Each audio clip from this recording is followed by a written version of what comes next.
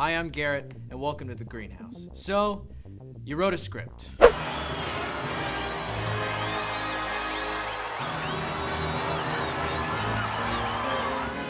mom loves it, your friends love it. You bought a shirt that says writer, and now your favorite barista is upgrading your coffee order for free.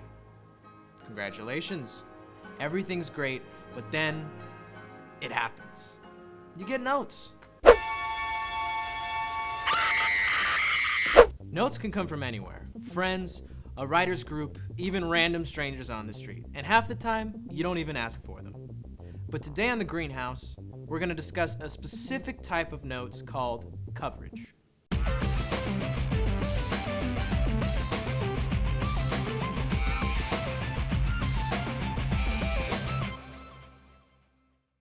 For many writers, once a script is completed, they often submit it to a competition, an agent, or a fellowship. Not like Lord of the Rings fellowship. However, executives and agents get an incredible amount of scripts on a weekly basis. The execs and agents often delegate the responsibility of reading the scripts to assistants. The assistant then reads the script and writes a specialized set of notes called coverage.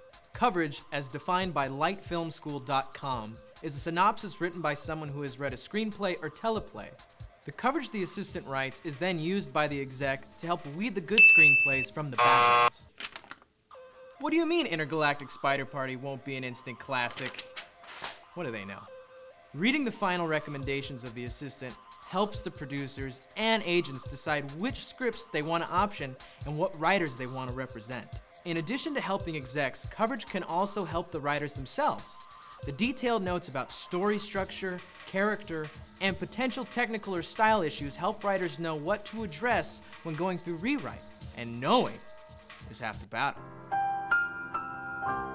What exactly coverage contains and how it's organized varies depending on who writes it. However, it nearly always contains 4 crucial elements: a logline, a synopsis, notes, and a rubric. A logline is a 1 to 2 sentence description of a story that lays out the protagonist, their goal, and the major conflict of the story. For example, Intergalactic Spider Party. Spider Prince wants to marry the beautiful Spider Girl, but he can't because they're being invaded by the Death Scorpions of Mars. Instant classic. The synopsis is basically the Cliff Notes version of the script. It's usually a 2 to 3 page summary of the story that tells the basics of the script without using dialogue.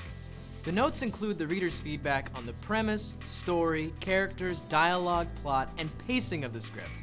It may also include the first 5 to 20 pages of the script to help the exec get a feel for the writer's style and structure firsthand.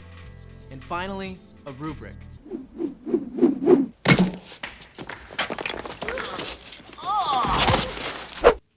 Not that brick.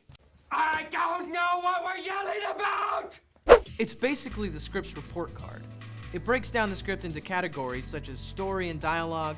It then assigns each category a rating of excellent, good, fair, or poor. The rubric also includes a final recommendation by the coverage writer to his or her superior. Here, coverage writers comment on both the script and the writer themselves. They can recommend the script be pursued or passed over. They can also recommend that the script be considered with revisions. They buy the script, or get a new writer, or that they love the writer, but they don't like the script. Now that we know what good coverage is, let's talk about how not to write coverage. One of the biggest things to avoid in coverage is vague notes. Bad coverage is often vague and off-topic, and makes it almost impossible to figure out where to make changes. Feedback should be specific and direct, and definitely shouldn't ramble, like I do all the time. Did I ever tell you? Another sign of bad coverage is fence-sitting.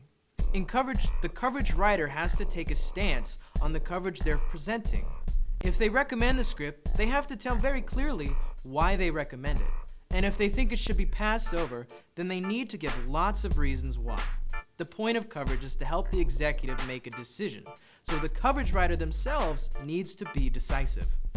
Finally, one of the biggest signs of bad coverage is unfounded opinions.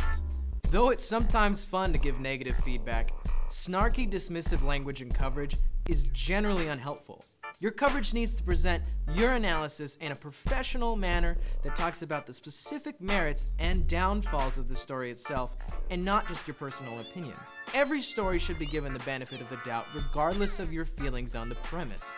Judging a story by premise alone is called prejudging, and is yet another sign of bad coverage. As with any professional report, your coverage should be succinct, clear, have perfect spelling and grammar, and be totally honest. And that's coverage. Whether you're a writer, director, producer, agent, or assistant, knowing the ins and outs of coverage can only help you improve your skill set in the entertainment industry. Thanks for joining us here at the Greenhouse. If you'd like to learn more about how we're serving the entertainment industry here in LA and elsewhere, check out greenhouseproductions.com. There you can find a calendar of upcoming events, the Greenhouse blog, and how you can get involved. Find us on your favorite social media, and please hit that subscribe button. Thanks for watching.